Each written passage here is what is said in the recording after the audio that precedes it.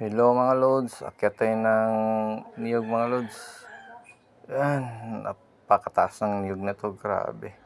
Hirap akyatin, tapos kunti pa yung bunga niya. Ganito yung niyog namin lods.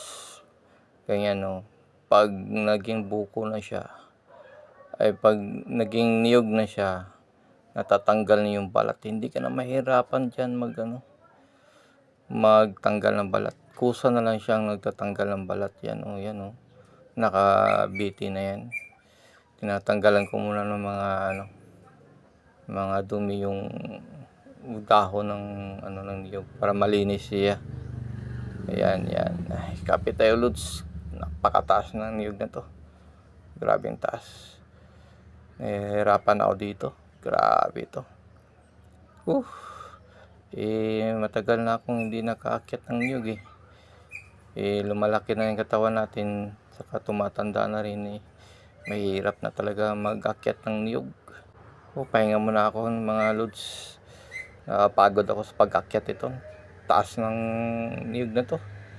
Grabe ang taas. Yun.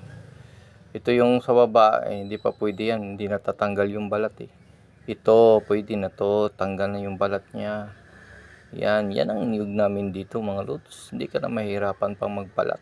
Kusa na lang natatanggal yung balat. Ikaw muna lods kukuha ako ng buwelo para makuha ko tong niyog na to.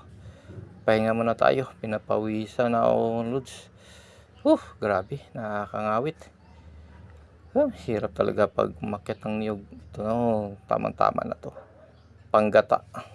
Panggata sa laing na iluulam namin mamaya. Ay naku, pagod. Grabe. Pahinga muna tayo lods.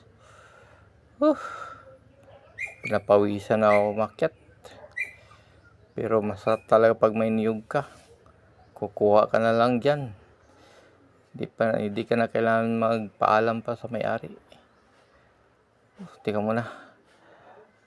Kapit muna ako. Baka malaglag ako rito. Kapit. Okay. Tika muna guys. Nangangawit na ako mga lods. Hirap talaga pag umakyat ng niyog. Napakahirap. Nakakapagod. Pahinga muna ako konti. Kunin ko na to. Panggata namin. Napakahirap. Makatayo na nga.